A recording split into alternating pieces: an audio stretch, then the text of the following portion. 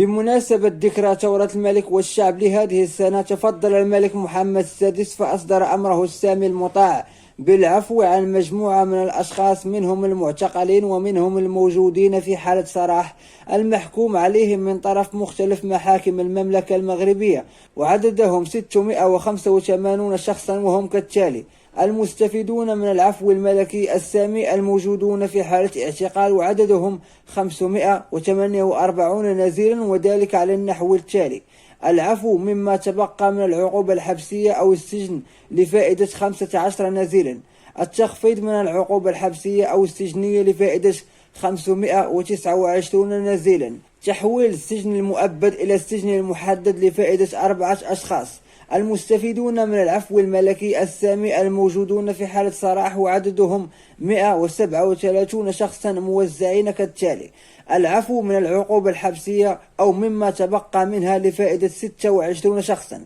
العفو من العقوبة الحبسية مع إبقاء الغرامة لفائدة 8 أشخاص، العفو من الغرامة لفائدة 98 شخصا، العفو من عقوبتي الحبس والغرامة لفائدة 4 أشخاص، العفو من الغرامة ومما تبقى من العقوبة الحبسية لفائدة شخص واحد.